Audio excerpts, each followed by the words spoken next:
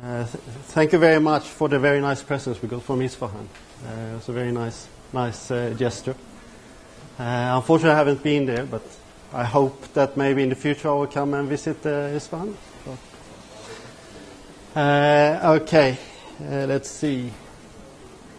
So far I've been talking mainly about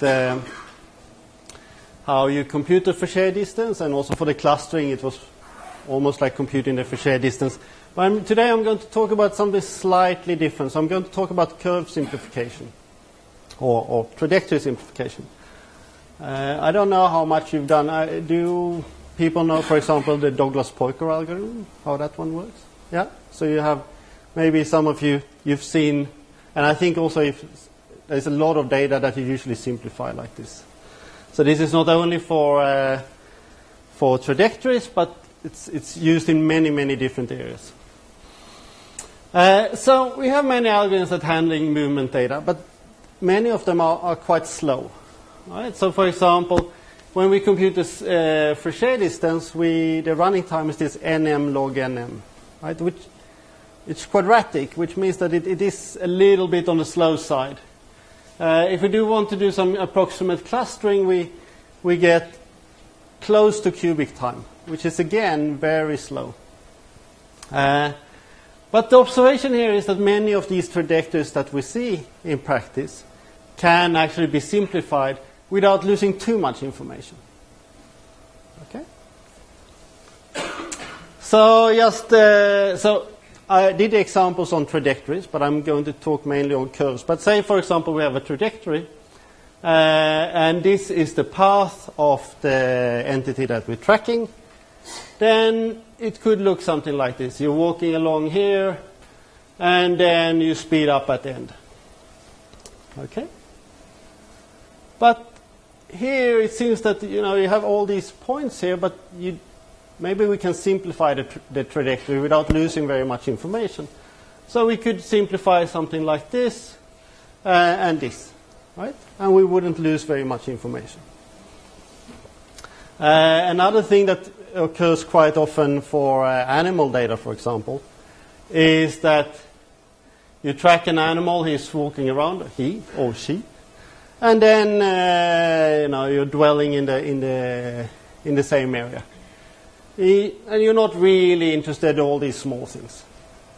Right? So how could you simplify this? Well, you could simplify this like this. You come in at this point, and then you leave it at this point. So you just change the times of the points. Okay?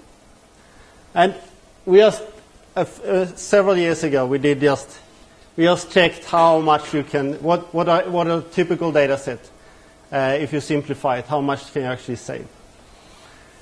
So we just generated some artificial trajectories in a universe of 400 and 400, 10,000 points, and say that you allow an error of 5 units. Well, then you can actually get it down to ridiculous small numbers, some of these. Here's a car trajectory with 85,000 points, and we could get down the number of points to roughly 2,600 points, which is again ridiculously small, right? So if we can do all our computation on these simplified trajectories instead of the original trajectories, that's another way to speed up our algorithms, right? We will get a small error, but maybe that error is okay. Okay, so I'm going to talk about 4 algorithms today. So I'm going to talk about the famous Douglas-Poiker algorithm, which I found out when I was looking it up, that it was actually also invented by someone called Ramo. So I would call it the Ramo-Douglas-Poiker algorithm. And then there is a very simple simplification algorithm that I'm sure has been used many times before, but it was highlighted in the literature, in the computational movement analysis literature, as late as 2010. Then there's the famous Imairi algorithm, and then I will talk about the Agarwal, Harpeled, Mustafa, and Wang algorithm. Okay, so let's start with something very simple. The Ramo-Douglas-Poiker algorithm. So I think this is the most successful simplification algorithm used in practice. I've seen it used in GIS, geography, computer vision, pattern recognition, and in computational geometry. It's used in a huge number of applications. And it's very easy to implement. And it works, again, very well in practice, even though the running time, the worst case running time, is quite bad. Okay. So this is the algorithm in pseudocode. So as you see, it's quite simple. As input, we get a polygonal path with endpoints. And we get a threshold epsilon. This is the simplification error that we're going to allow. So then we initialize I to be 1 and j to be n. So that's the shortcut that we're going to study. Okay. So all these simplification algorithms actually use the original vertex set as the possible vertices for the simplified path. Okay.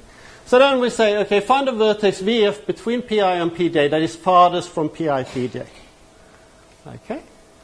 So we look at the segment PI PJ, and then we find a point that is furthest away from PI PJ. So in this case, this would be the point VF. Right? It's just the Euclidean distance. Okay, so if distance is greater than epsilon, well, then we're not happy with the simplification. So we split there, and we recursively look for a simplification of the two subpaths. And otherwise, we just output VI, Vj as our simplification. Okay. So what is the error here? Is the error the Fréchet distance? Hausdorff distance, exactly. It's just the maximum distance between a point and a segment. So it's not the Fréchet distance, right? Because the path could go back and forth here, and it could have a very large Fréchet distance. But this is a simplification with respect to the Hausdorff distance. So the algorithm works as follows. Here is the input path. And now we start by looking at the shortcut, starting at P1 and ending at Pn. So starting at P and ending at Q. Okay, so we check, is this a good shortcut or not? Well, we just find the point, some point that is further than epsilon. Right? We don't even have to find the furthest point, just some point that is further than epsilon away. Okay, we split, and then we continue recursively. Yeah? So the original Dunker's pointer, doesn't it always find the furthest and split there? Or? Yes. Actually, it's my animation is wrong here. So you should actually always take the one that is furthest away. So I'm sorry about that. So did I go the wrong way? Because in the algorithm we also... Yeah. So it's the one that is furthest from PI PJ.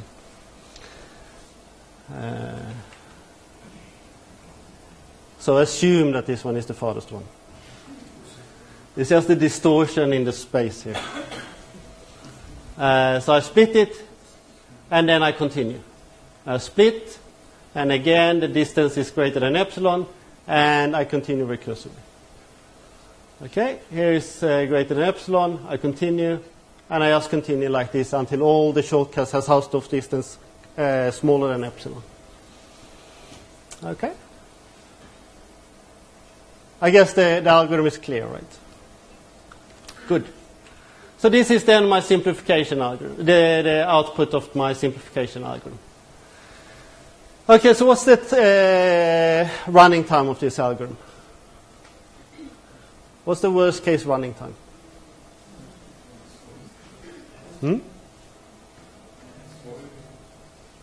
Yes? But how bad is it? Huh?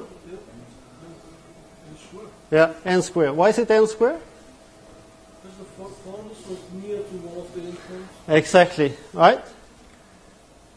The recursion, I mean, if we always split evenly, then the recursion, the algorithm will run in n log n time. But in worst case, it could be that we split it so that we only get 1 point on one side and the rest of the curve on the other side. Right? So then we only reduce the problem with one vertex. So then we have almost the same problem again, and we just have to go through all of them. So that results in a quadratic running time. However, in most practical cases, the split will be fairly even, right? So then, say you do a split. Well, if the split is somewhere close to the middle, or let's say it this way, that if this cut is not too close to the endpoints, then we will get an even split, and the running time is n log n time, right? But again, the worst case is n square. There is a very nice result by Hirschberger and Snoying from 98 that says that if the curves are in 2D and they do not self-intersect, then you can actually do it in n log star n, which is quite impressive, I think. So this works very well in practice. However, we do not have any bound on the complexity of the simplification, right? It could be that the output is almost as bad as almost as big as the input. Right? We cannot really bound how good it is. So let's look at another approach.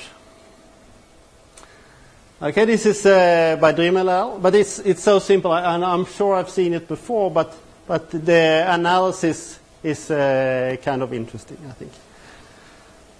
So this algorithm is even simpler, if possible. So you say, okay, I take my first point, and then I just merge everything that is inside a ball of radius epsilon. Right? So I just say, okay, I go here. Now I start to walk along my path. I find the first vertex. If it's inside the ball, I go to the first vertex. If that one is connected to something else inside, then I just merge it. So more or less I just remove it, right? So what I will do here is remove everything that is inside into one single ball. Okay. Then I go to the next point and do exactly the same. Okay? Very simple. Good. So I call this a simple simplification. So they have some very nice properties. The first property is that every edge has length at least epsilon. Right? Because you always have to go, if I except the last one, but you know. So you start and then you compress everything that is inside the ball. So the next point I'm going to go to will be at lowest epsilon away. So now, goes also secret and comes back to. Yeah, I only look following the path. Yeah, so if it goes out once, then I simplify that, and then if it comes back, then I will look at them when I get to that place. So now I'm wondering if I did the analysis later on in this slides correctly, but we'll see. It might be an exciting talk. Okay. Yep. The second property is that the Frechet distance between the original curve and the simplification is smaller than or equal to epsilon. And this is quite easy to see. Is there anyone who can see why this is?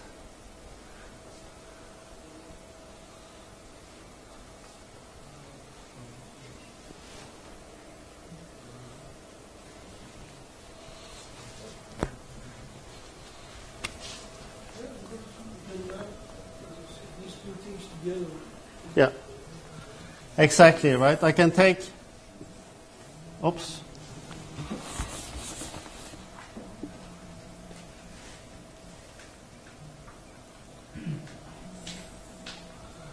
So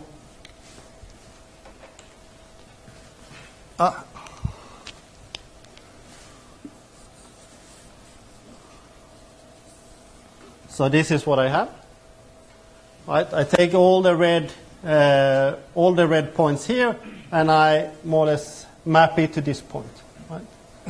So that means this entire path will be within epsilon from this point.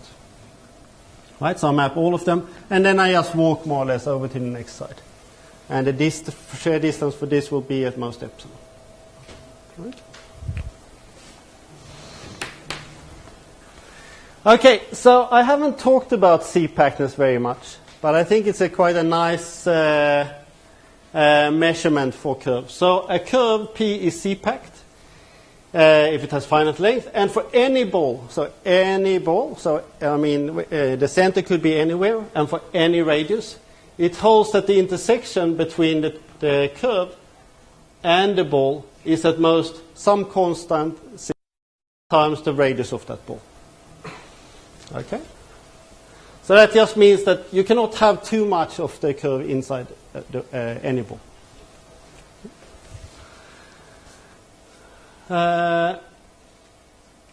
Okay, so the properties that Drimmel proved is that if the path is C-packed, then the simplification will be 6 C-packed. So you maintain this sparseness of the trajectory, of the curve. Okay? Oh, it changed the fonts, but that's... So this should be the... Oops. Yes? Stay there. Okay, so let P be a curve and let... so I need an observation before I start to prove the main result. So I want to prove that if P is C-packed, then the simplification is 6 C-packed. But I will need an observation before I prove that. So the observation says, say that I have a curve and I have an epsilon simplification, P prime. Okay? Then the length of the original curve inside a ball of radius r plus epsilon is smaller than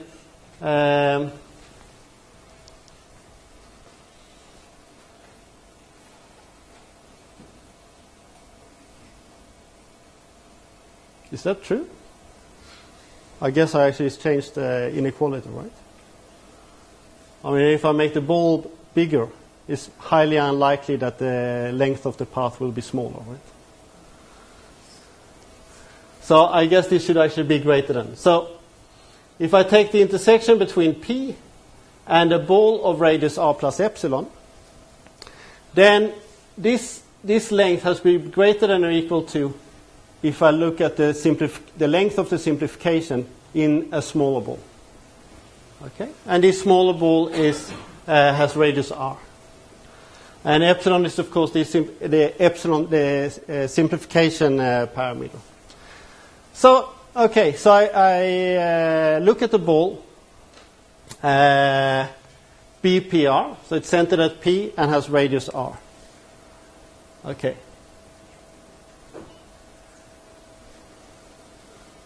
And now I look at any segment, U, that intersects this ball. Okay, and then I look at the original curve between the two endpoints. So the original curve,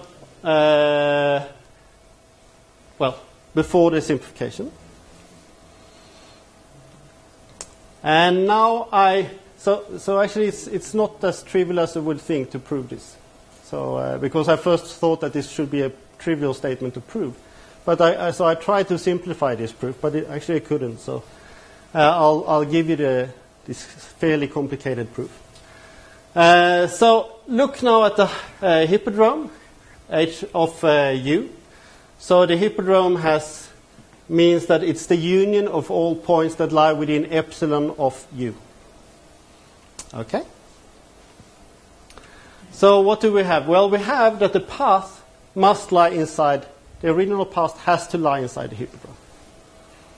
Right? And that's because we know that this part of the path must lie within epsilon of this endpoint. And since this endpoint and this endpoint lie inside the hippodrome, the whole path must lie inside the hippodrome. Okay? So now I take two vertical lines that go through the endpoints of the intersection between U, so my simplification, and my original ball centered at P and radius R. Okay, obviously the intersection between the ball and U is equal to the length of this V. Okay, and also I know that if I look at the original curve, it has to intersect both the left bound and the right bound. So that means that if I take look at the intersection between the original curve PU and the hippodrome, well, that has to be greater than V, greater than or equal to V, right? Because I'm just taking a slab and I say inside this slab it has to be greater than V. But of course that means that it has to be greater than V in the whole hippodrome. Okay, so V lies inside the ball centered at P and radius R. Now look at the hippodrome of V. So again, the union of all points that lie within epsilon of V. Okay? And now I look at the bigger ball. Right? So what do I know about the bigger ball? Well, the bigger ball has to include the hippodrome. Right? Because it's increased, the diameter of the new ball is R plus epsilon. Right? And the hippodrome is a union of all points that lie within epsilon of V, which means that this ball has to include the whole hippodrome. Is that clear, or you can just trust me on this? Okay. Now that implies that if I take the intersection, the amount of the path of PU inside this hippodrome, right, it has to lie in the bigger ball. Right? I mean, because it has to lie in the hippodrome, and the hippodrome is a subset of the bigger ball, of course, the part of the path also has to lie in the bigger ball. Right? But that implies that if I take the intersection or the part of the path inside the bigger ball, it has to be greater than or equal to V. Right? So that means this is equal to V and this is greater than or equal to V, which means that this has to be greater or equal to this. Right? So I'm just saying if I expand the ball, then I will still have quite a lot of length of the path inside from the simplification inside the bigger ball. Okay. Good. Yeah. Without epsilon, so the equation is bigger or equal, right? No, you can't, because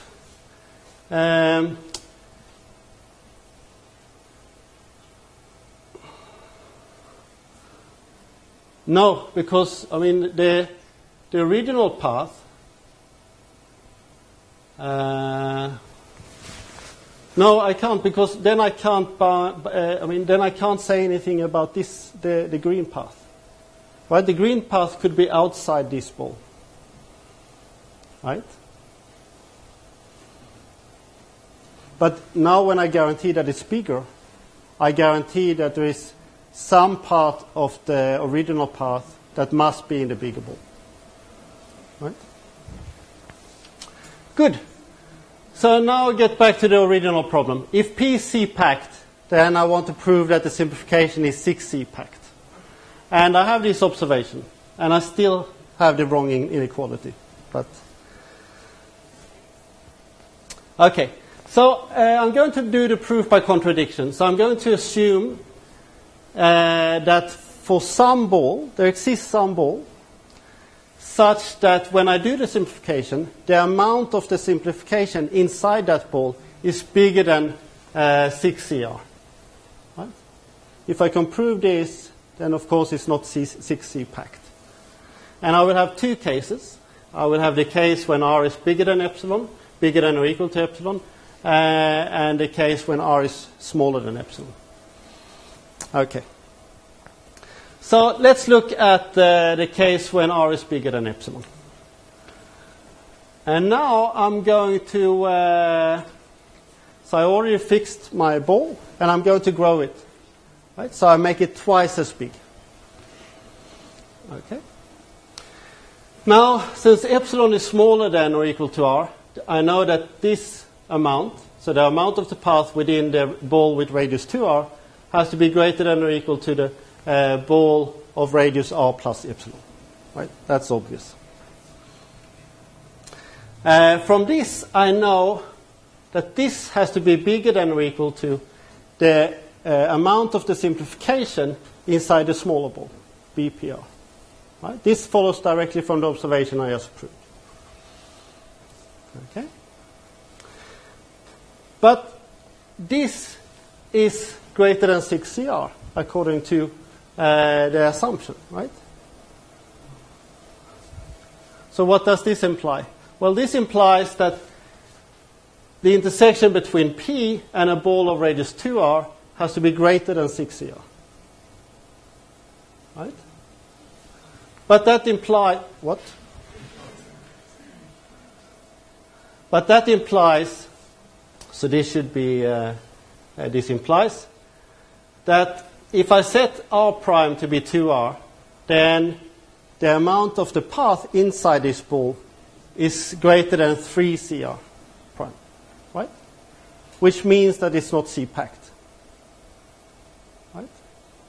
So the original curve cannot be C-packed if this is true. And that's a contradiction, and we are done. So again, if the original path is C-packed, then the simplification will be 6 C-packed, which is very useful if you assume that you have some kind of sparseness property on the path. And I should say also, Drimmel et al., they show this very nice result saying that if the path is 6 C-packed, if two paths are 6 C-packed, then you can compute the Frechet distance at a 1 plus epsilon approximation of the Frechet distance in n log n time. Right? Which is a very nice result. Yep?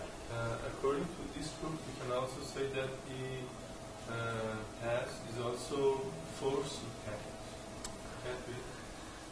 packed. Can you? Because at the end we will have It will be a very short talk. Can you?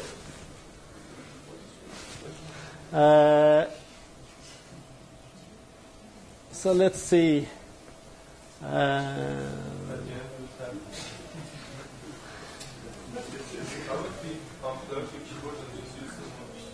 Yeah, so you just put in something smaller here. Instead of 2R, you put in something smaller, and then maybe you could even. So the proof is not. I think the proof is done to make it as simple as possible. So there are a couple of more arguments for this. Oops. But it could be that you can actually improve it by just plugging in other values here.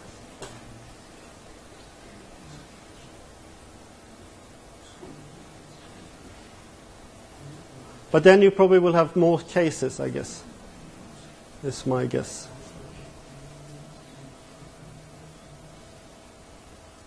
So you would have to do, because here you get 2R, and that's... huh?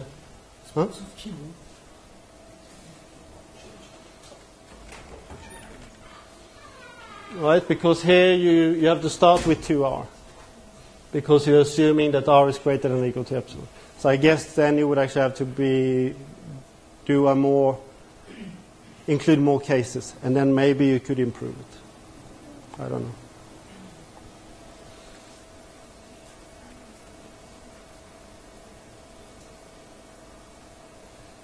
Okay. No. You're right. This could probably be improved. But then there's a second part here. There's a second case, which I don't talk about. But there it's tight. So you get the tightness on the second case. Yeah. Okay. So to summarize the result by Dreamel et al. Is they can do the simplification in linear time. They have some very nice properties. One is that all the edges, except the last one, has length epsilon. The Fauché distance between the original curve and the simplification is at most epsilon. And the simplification is still 6C packed. Well, going from C packed to 6C packed. Okay, so both these algorithms are very simple and fast, but they do not give a bound on the output. Right?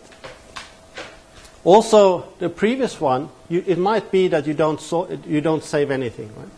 If all the edges are already bigger than epsilon, there's nothing you can do. Right? So, in Pioneer in 1988, they gave an algorithm that produces an epsilon simplification with a minimum number of links. So it actually gives you an optimal solution. Okay? So the idea is very simple. You take the input path and your threshold epsilon, and then you build a graph of all valid shortcuts. Right? And then in this graph, you just compute the minimum link path, the path with the minimum links. Okay? So it seems obvious that this works, right? So you compute all valid shortcuts, and then you just do a shortest path query in this graph. And each edge will cost you 1. Yep. Is that clear? What's the valid shortcut? So if the distance between the shortcut and the original path is at most epsilon. Good. So here again we use the Hausdorff distance. So it's just the vertex furthest away from the edge. Okay. Good. So we just check every edge. Are all the vertices between? You get a here without doing anything. So here the epsilon is bigger than the area is bigger than Just play the music. Yeah, but I think the algorithm is clear, right? No?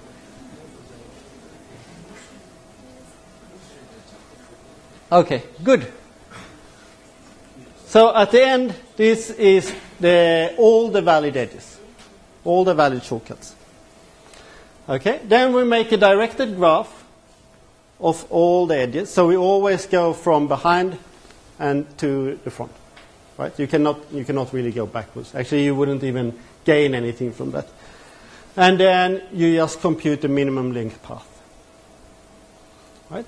This will be the simplification with the smallest number of edges. So what is the running time of this?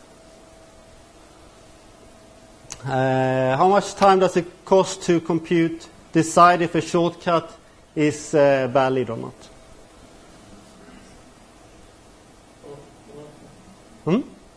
N, yeah. You check all the points in between, and if the distance is one of them is greater than epsilon, then it's not valid, otherwise it's valid. So, and how many edges do we have? Well, we have n square. So we have n square possible shortcuts, linear time per shortcut. So that means it will cost us cubic time to build the graph. And then we do breadth first search or something like that on the graph, which will take quadratic time, so linear in the size of the graph. So the total running time is cubic. Right? So, and the nice thing is that we will get a path with a minimum number of edges. But the bad thing is, of course, that cubic time to simplify a path is just way too much.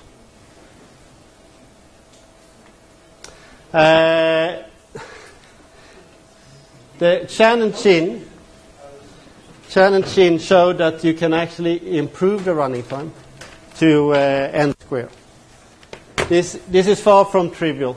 It's actually very nice, quite a nice algorithm. Thank you.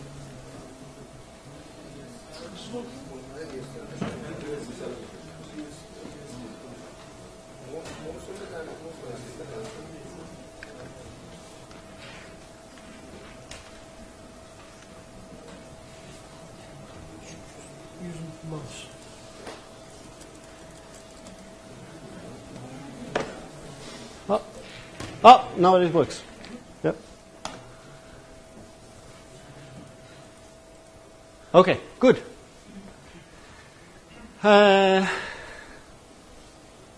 Okay, so what we have so far is that the Ramo-Douglas-Poikar algorithm runs in worst-case quadratic time. It's very fast. It's very simple, and it's fast in practice, not in theory, but it outputs a path with no bound on the path. Yeah?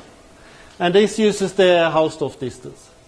The simple simplification by Drimalal is extremely fast. It has linear running time.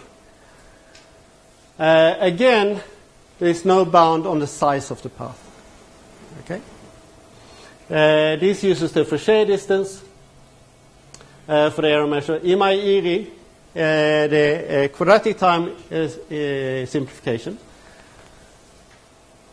It's fairly complicated, but it will give you the simplification with the minimum number of edges.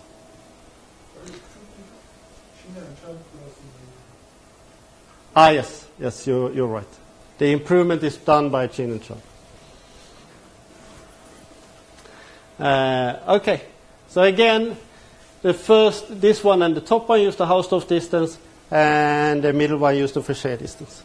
So can we get something that is simple, fast, and has worst case bound worst case bound on the complexity of the simplification using the Frechet error measure? And this is what I'm going to do next. So Agarwal, Harpeler, Mustafa, and Wang, they showed an algorithm that has n log n running time. So again, it's very fast. The error measure is using the Frechet distance, and the path that you output has at most the same complexity as a minimum length epsilon divided by 2 simplification. Right? So is that good? Yeah. Is it always good?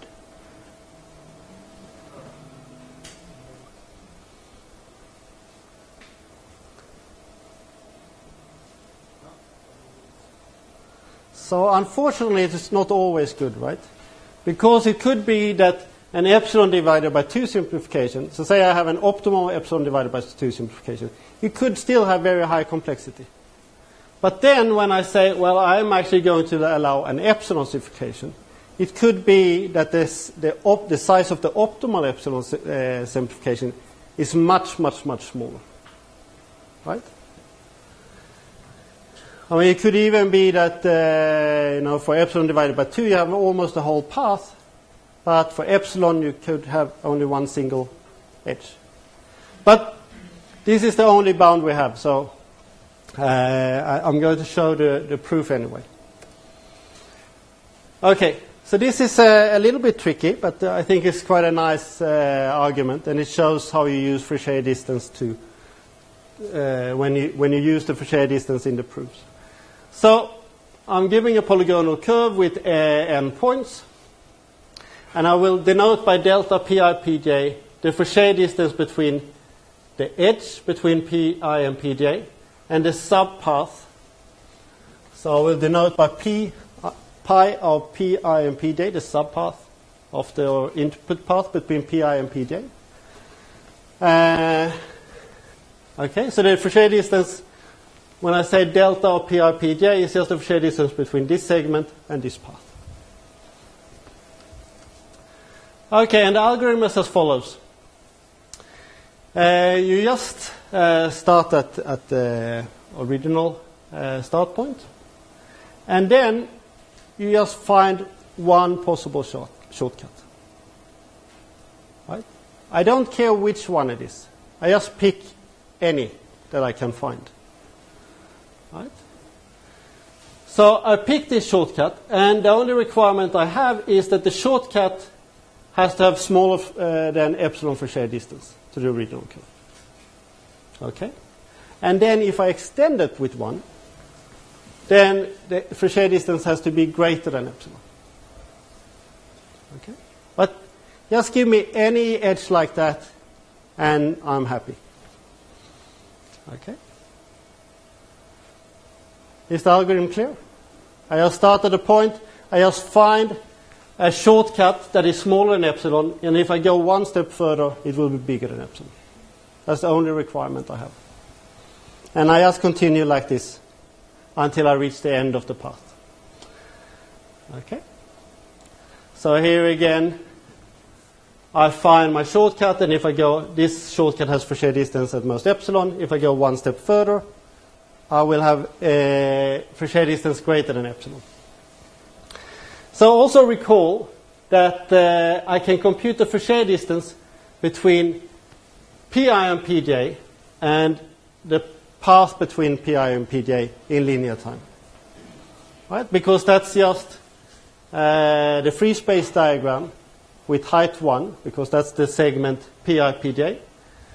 And the horizontal axis is just the number of segments between pi and pj. Okay?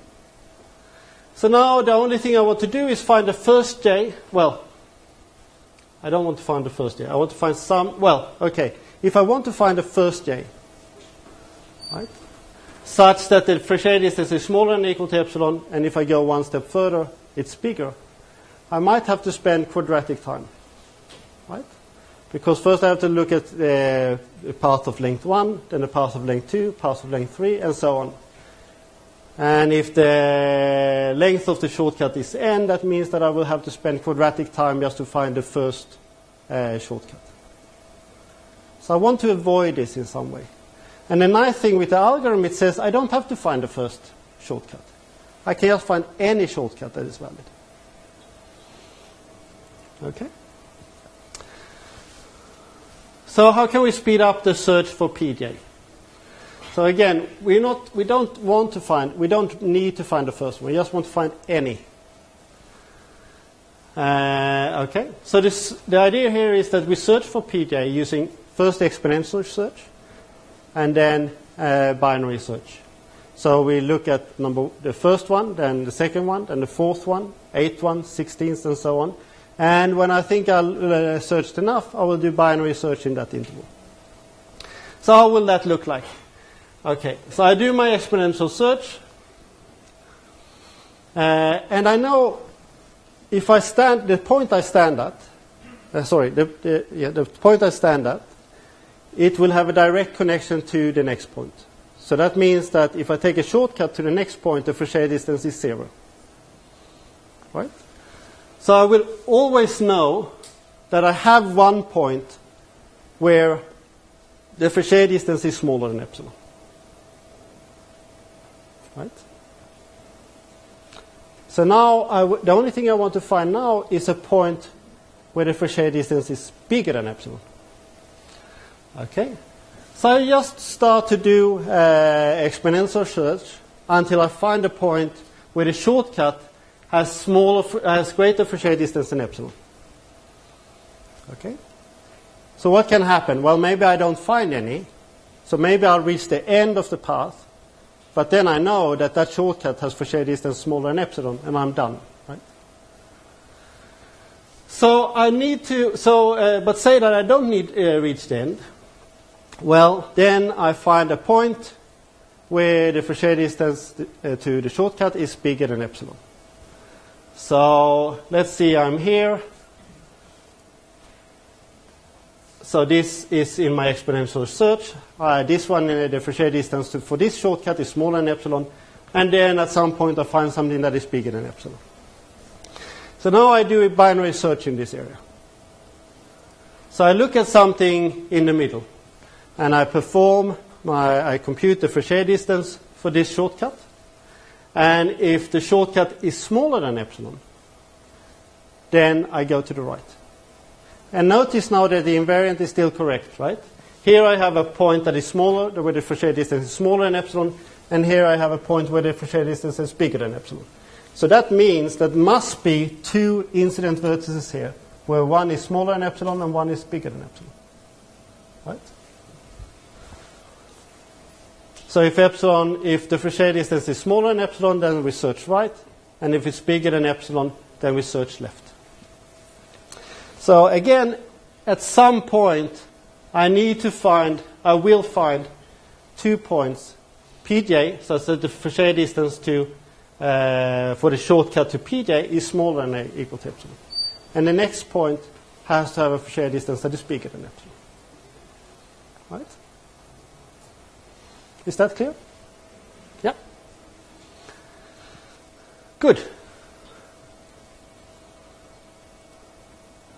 So the running time of this is log n, right? Because I only perform log n queries with this exponential and binary search. And each query will cost me linear time.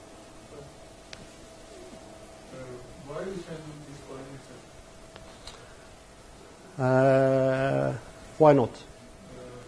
Because there might be, for example,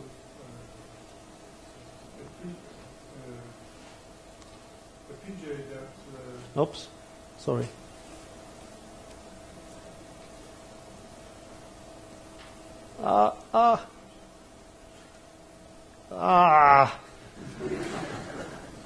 Yes? There might be a point after PI that PI to PK, for example, has the Frechet distance bigger than epsilon.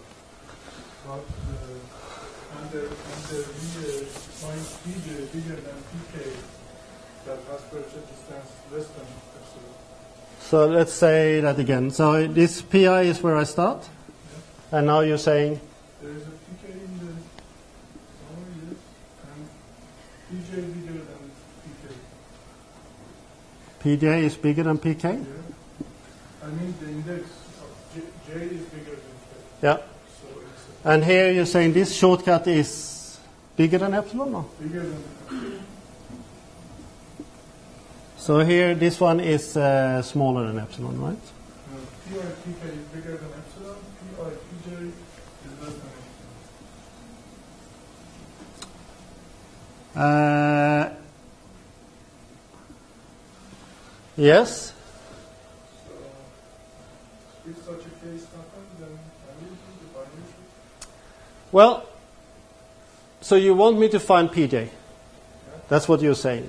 Yeah. But I'm saying that there has to be a PJ in between here. Because here the Frechet distance is smaller than or equal to epsilon. Yeah. Here the Frechet distance is bigger than epsilon.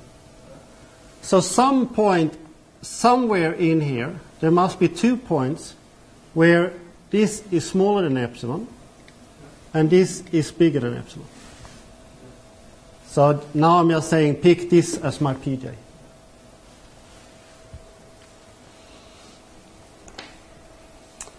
Okay, good. Okay, so we can compute this in n log n time. So now we just So now we just have to prove that we have to prove a bound on the output, on the size of the output. And to do that, I'm going to first need a technical lemma. So it's actually observation. I think it can be used quite generally. So it says, let's say I have a path, a curve, and then I look at 4 indices. So I look at L, which is the smallest index, so I have PL, and I look at M, which is the largest index. Okay? And then I take any 2 points on this curve, I and J. And the lemma says that the Frechet distance between the shortcut of PI and PJ to the path is at most twice the Frechet distance of the shortcut PL to PM. Right. So if I take a shortcut inside a path that I know have bounded Fréchet distance, then I know that that will also have bounded Fréchet distance. So let's look at this. So fix a matching that realizes this Fréchet distance between PL and PM. Right? So let's say that this is lambda.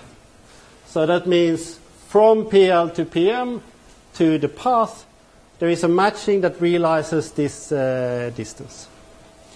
Okay? And now I look at the matching and I say, let Qi be the point on PLPM that is matched to Pi. And let Qj be the point along this segment that is matched to Pj in this realization. Okay? So that means I know that the Fréchet distance between this path and this is at most lambda. Right? Because it's a realization of exactly that Fréchet distance. Right? Then I say, well, look at the Fréchet distance between Qi, Qj. And so this is just a segment, and the segment Pi, Pj. What is that? So why is it bounded by lambda? Anyone? Well, what do I know? What do I know about the distance between Qj and Pj? So if there is a pass from Pi to PL, it's, the Fréchet distance of that one must grow. Sorry? If there is a pass between Pi and PL. Pi and PL, yeah. So the Fréchet distance must be bigger. Must if no, I don't think that's necessary. But here I only want to know the Fréchet distance between this segment and this segment. So let's see if there's something that can help us. So what is the distance between Qj and Pj? Less than or equal to lambda, right? Because we know there's a realization that gives you lambda. And what is the distance between Qi and Pi? Less than lambda, right? So we have two segments whose endpoints are at most lambda from each other. So what does that mean about the Fréchet distance? It has to be smaller than lambda, smaller than or equal to lambda.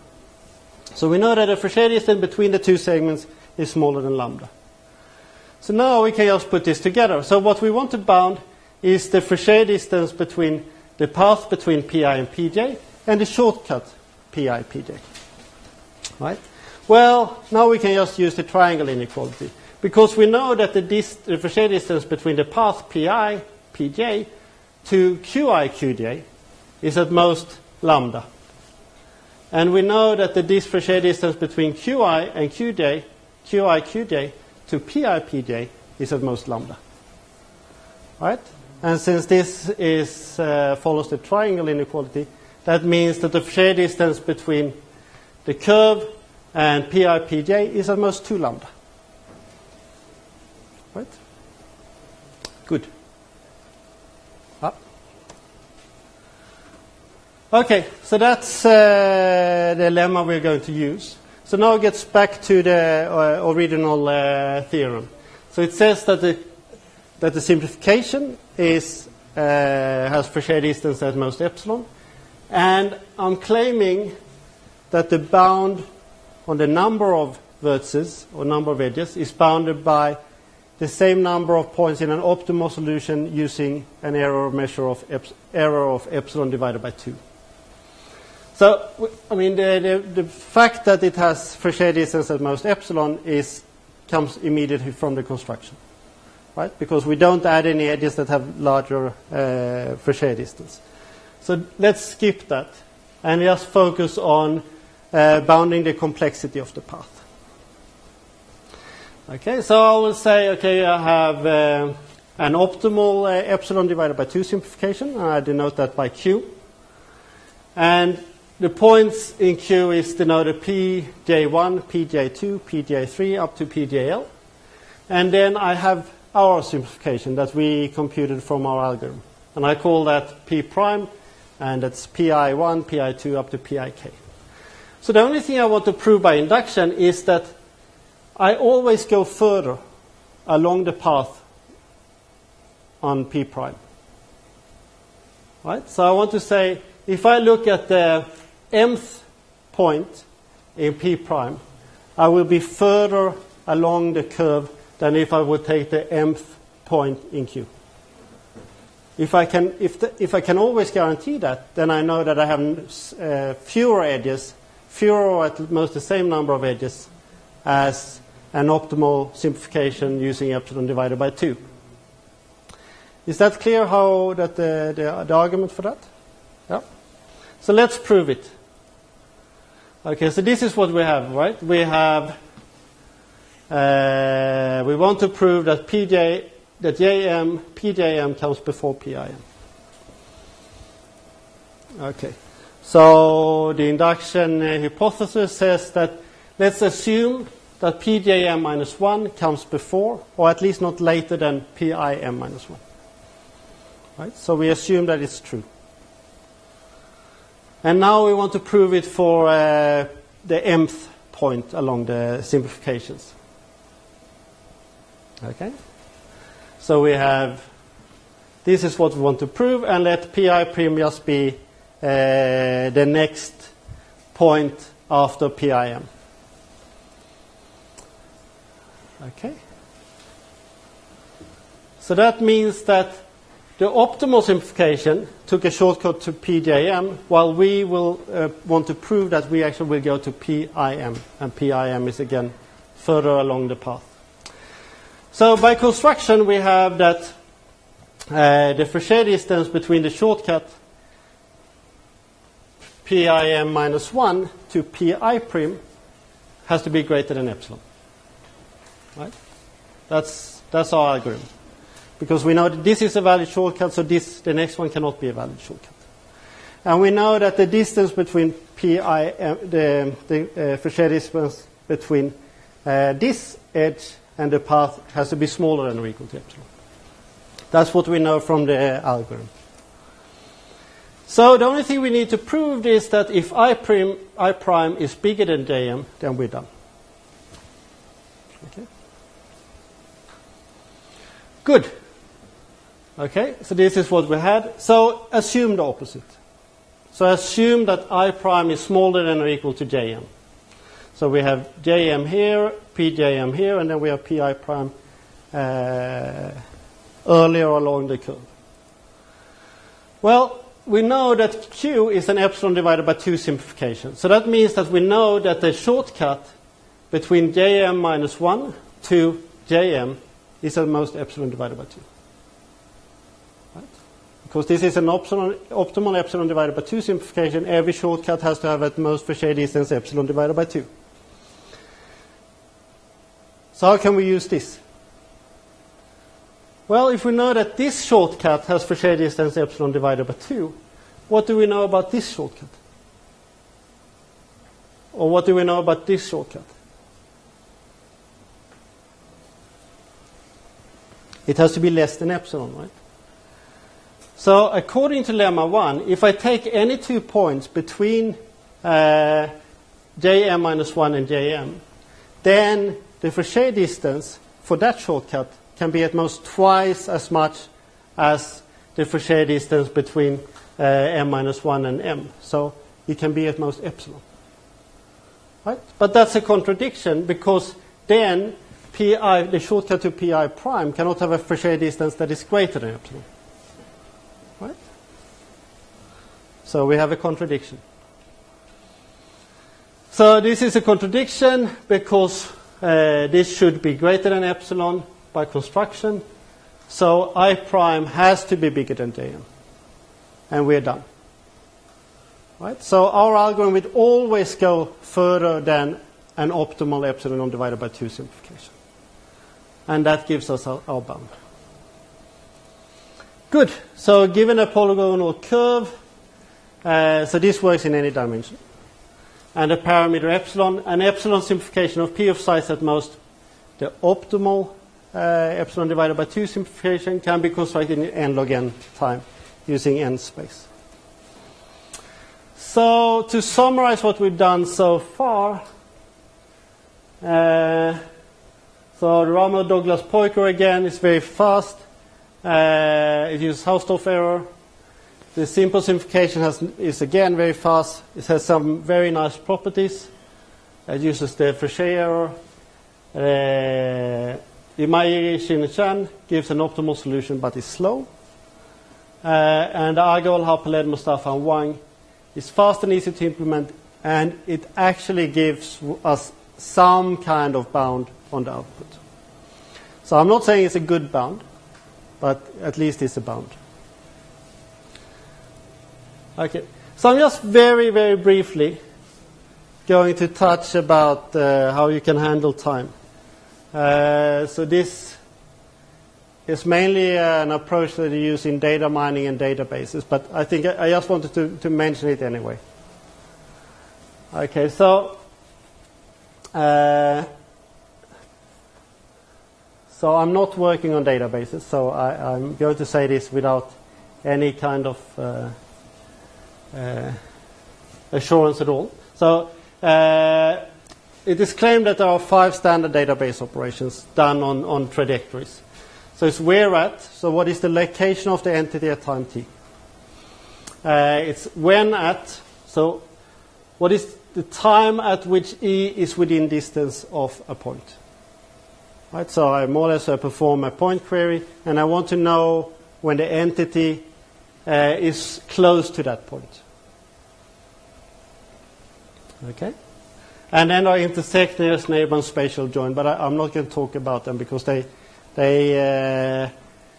are maintained easily after the simplification. So I'm only going to talk about where at and when at. So where at, so you want to have the location of E at time t. Okay, so maybe that is your simplification, and then you state your time t, and you want the position of the entity at that time. So this is not too hard to get correct when you do the simplification. The other one, when at, so you want to have the time at which E is within distance L of your query point. So maybe you have a query XY, and you want to know when your entity is close to that point. Okay? So we want to define a distance between the simplification and the original trajectory. And we say that the distance function is sound for any query Q if for each epsilon greater than 0, so that's the simplification, there exists a delta greater than 0 such that for every trajectory t and its epsilon simplification t prime, we have that the distance between the query on the original path is close to the query on the simplified path. Right? So it just says that we want a small error. And this was argued by Karl Wolfson and Tysepsky. So just to show you maybe what the problem could be. So say I just use a standard curve simplification algorithm. And these are the time points of timestamps of my coordinates. Well, so maybe I would just simplify it like this, and then when I perform a query when at, what I get is when at time 6. Well, using this simplification, I will end up very close to this point, but actually I should have reported this point, or at least something close to this point. So what we want to do is be a little bit more careful when we do the simplification, so that we, in this case, would include maybe the point at time 6 in the simplification. So we will get the simplification will be a little bit bigger, but hopefully it will have some nice properties. So there is a very simple trick to use in the data mining community. We just says you look at all the speeds of the paths, and now you just scale the time axis with a factor of the maximum speed. So what does this actually imply? Well, it implies that if I look at my trajectory in three-dimensional space, all my edges will be fairly steep. Right? There will be no edges that will be almost horizontal. Right? They will actually all be at least 45 degrees towards the z-axis. Right? Now, if you guarantee that, then there is a theorem by these guys that show that where at spatial joint, nearest neighbor, and intersect are sound. So they work pretty well. However, when at is not sound. So then it becomes a little bit tricky. How would you actually... And you can actually show that you cannot really do much about this. So the only thing you can do that we've been able to show is that you can change the property a bit. Right? So we can say, okay, here we have the approximate when at. When are we within distance L from xy? Then I can allow some approximation. And then I say, let's look at all the set of points along the path that when the points are within distance L from xy. Right? This might be completely different from the original curve. Okay. So then the result says that if I'm given a query point for when at, and let T1 be the time reported by our approximate when at. Right? So I walk along my simplification, and at some point I'm close to my query point. Actually, I have to be closer than epsilon plus alpha, where alpha is the maximum speed. No, this should be... Okay. Then there will exist some point on the original curve that will be close by. So there exists a time point T2 in this set of everything that lies close by within distance epsilon plus 2 alpha, such that the time between these are epsilon divided by alpha. So it more or less says that, okay, maybe I don't get anything that is actually close to what I wanted, but if I report some point, then I know that the original curve will be close by. Can you go back a bit?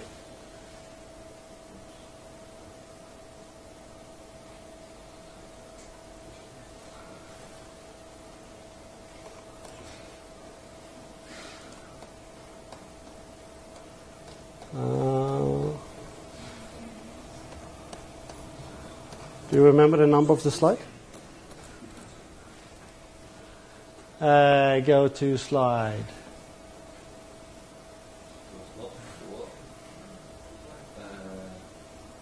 Something set. Yeah, bit further. Yes. So this alpha is the maximum speed, right? Yes. I'm a bit surprised. It seems that T1 minus T2, you want this to be small. Yes. But now the larger this maximum speed, the better the boundaries that you get on this. Yeah, but this grows, right? The area grows. So I grow the area. So I get a bigger spatial error, but I get a smaller temporal error. Okay, so this is what I've gone through so far for simplification algorithms, and also just a small trick how you can handle time. And because Mark is here, I had to add a reference to his work. So this is, but it's kind of, I mean, it is nice still. So it's how you handle streaming data, how you simplify curve using when the data is streaming. So it's a different model, but I think in many situations this could actually be applicable. Okay. So let's do one more thing, which is just an application of what I did in the previous, in the first lecture. Because I think this is a kind of a nice little observation. So recall the free space diagram. So we compute the free space diagram to compute the Fauché distance between two curves. And if we build a free space diagram, and then if there is a xy monotone path between x and y, then the Fauché distance is at most r.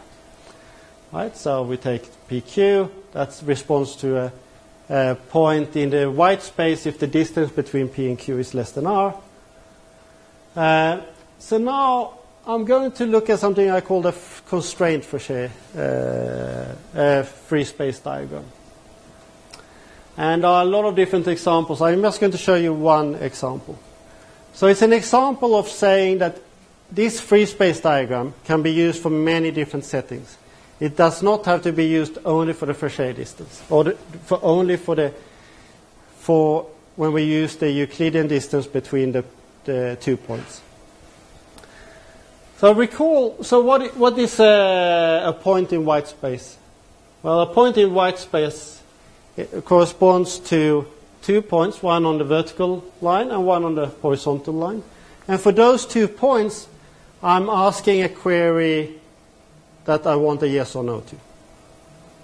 Right? So for our Fauché distance, I said, is the distance between P and Q at most r? But this is just a decision, right? It's just a yes or no. I could put in anything here, right? So let's put in, so say that in this case, I have a polygonal a polygon, and I have 2 paths inside the polygon, F and G. And instead of computing the distance between them, the Euclidean distance between the 2 entities when they move, I'm going to just decide if they can see each other. So that's it. Right? So now for every point on F and G, I just decide, can I see it or not? Can I see it or not? Can I see it or not? Right? It's just a yes or no question. So if it's yes, I color it white. If it's no, I color it gray. And now I decide if there is a point, if there is a path from the bottom left corner to the top right corner, which means that the 2 entities can move along F and G and at the whole time see each other. Right? So this corresponds to this. If they can see each other, it's white, and otherwise. So can the owner and the dog walk along P and Q such they always see each other? So what's the obvious answer in this case? Yes. Because I can go from here to here in the white space. Right? So actually in this case it's easy to see if they just go more or less like this, then they'll see each other the whole time. Okay. So let's look at a different example. Say I say that the entities must walk with similar speed. Right?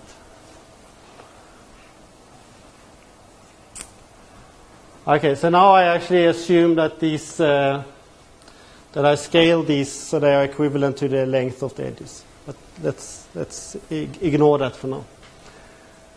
Okay. So now again, I want to decide if I can see to it that these 2 entities walk along the path, and they will always walk roughly at the same speed. Okay.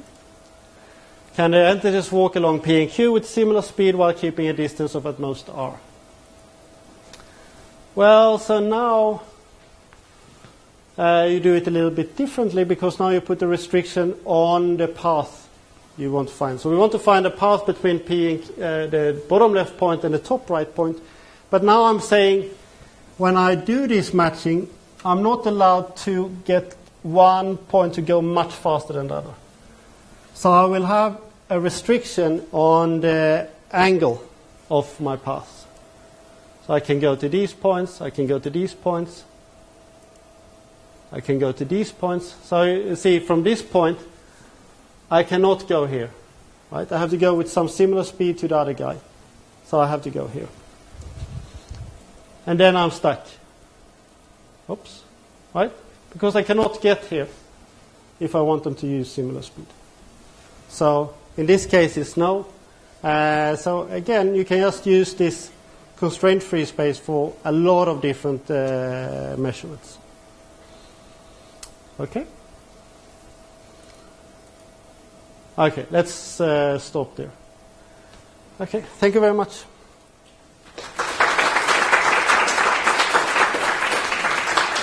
Any questions? So maybe just finish with an open problem. I mean, the obvious open problem is: can you have an epsilon can you find an epsilon simplification?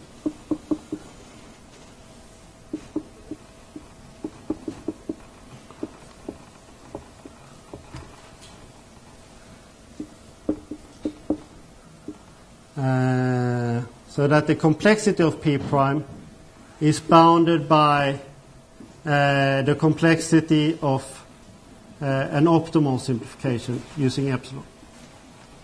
Right? So, okay, some constant factor here. Right? We can only bound it with respect to the epsilon divided by 2 simplification, which again could be much, much bigger. Yes, in subquadratic time.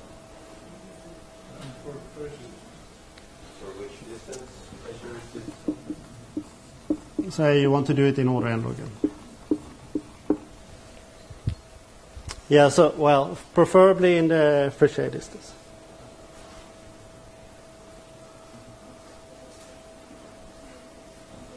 Okay. Sorry? I think so too, yes. I think you're right.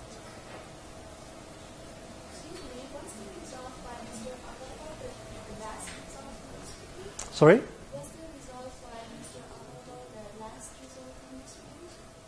Yeah, what I was talking about? Yeah. Argaval, Arpeled. So, I guess the question is, what is the result? Oh, what the result is? Yeah, so they prove that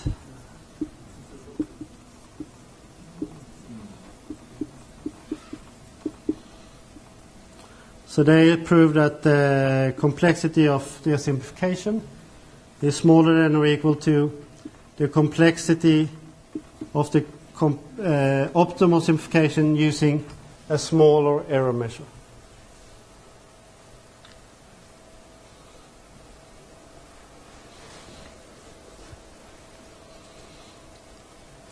So we know that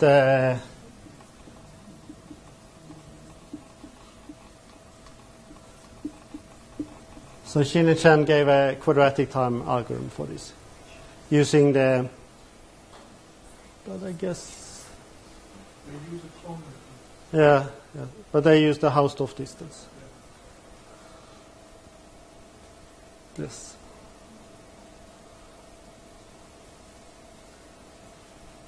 Okay.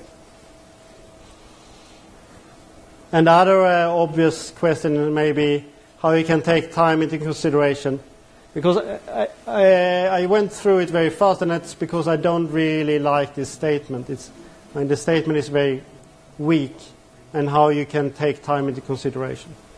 So it would also be nice if you can prove some better properties. Right? Can you prove something stronger than what is stated in that paper?